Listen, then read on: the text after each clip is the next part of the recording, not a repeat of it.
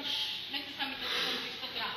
Takže znova, keď ide backhand alebo čokoľvek idete na nože, musíte mať ťah smerom tam, nie tlak od seba. Ťah smerom nadol. Takže keď dávate ťah a už to prechádza od vás v bruchu, musíte odťahnuť, to je úplne jasná vec. Prídete na to, čo sme si povedali, že tuto šlachy a palec, tam, kde niekde nahmatáte ten klop. Kto má veľkú ruku, tak to dokáže stlačiť z dvoch strán. Kto nemá, tak si musí pomôcť, ale z tej jednej strany do toho klubu zaboriť.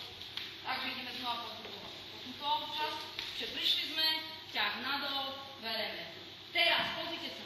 Ja sa hneď tu naoprem o to predlaktie, ja sa do noho hneď zbalím. Lebo držím šlachy.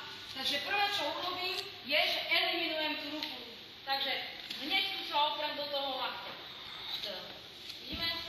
Prenesem vám na prvú nohu. Tu som ja mala odľahčenú a teraz som ju preniesla, aby som zatlačila hmotnosťou. A teraz už keď tú ruku mám ja pod kontrolou, tak teraz ju zdvíham pred seba. Až teraz. Dovtedy nie. Už mám kompletne pod kontrolou, vidíte, otvorené prsty, už môžem čokoľvek. Tá základná vec, čo sme si povedali, že je z diaľky, tak tu riešim teraz. Čiže predlaktím, cez prsty, cez túto vrchnú časť ruky, prejdete, až ako keby ste sa chceli lakťom predbúrať na jeho rameno. Čiže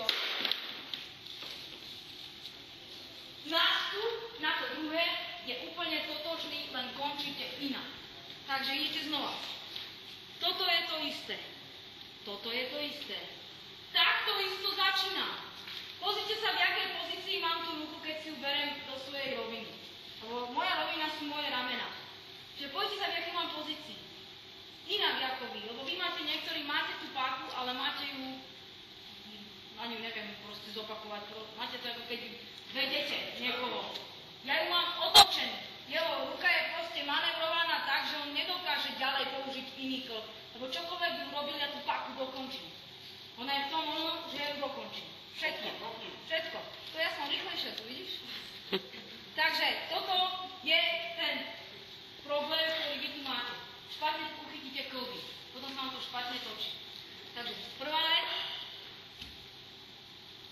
Môj tlak. Dnu. Proste ja tú ruku deformujem celou cestou hore. Palec. Tam, kde som mala svoje prsty, príde moje predlaktie. Toľko stlačím, aby sa tá ruka otvárala. Pokračujeme v tomto smere. Keď chcete, už keď manevrujem, to môže byť aj odtiaľto, ale pokračujem v boji. Ja nemusím si tam tým koncom, ja môžem vyhodnúť to dozadu za seba. Ale toto je štandardný ten militári vojenský nástroj. Toto a vyhodiť tam. Takže to je prvé. Ten pohyb, ktorý robím, není preto, že ja mu ten nôž tam nechávam ľudia. Ono je to spojené, my sme si, alebo niektorí ešte ste nerobili, my máme také cvičenia, že hodím ho dole, on padá, jak padá, ja sa zároveň z jednej nohy stávam ako opačka. To je všetko na to, že my ho stíhame v tom predklone do hlavy. Čiže keď ide tento backhand, ktorý sme si teraz ukazovali, v tejto variante, že toto proberem, tak teraz, tým, že ja to robím po tomto uhle, tak jeho to na chvíľinku ako keby predkloní. Že ja týmto pohybom vlastne videli ste, že predkloní hlavu. To je ten pohyb, že ja ho túto čakám s tou nohou. To není preto, že ja ho tam nechám. To je na to. Bing, vybavená vec. On leží, nož leží, jednu z toho si zoberiem. Tak buď jeho mobil alebo nož a idem preč podľa toho, čo má väčšiu cenu. Ne? Takže to je proste na seba skúbené. Hej? To není len tak. Len prvé, čo musíte vedieť, je, ako ten nož vyhodiť, aby sa on predklonil. Takže preto je to 45 stupňov dole. Jemu to hodí rameno, za ramenom ide hlava. Takže to vám predkloní.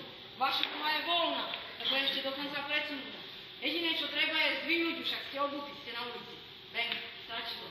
Takže to je na dnes všetko. Vidíme sa.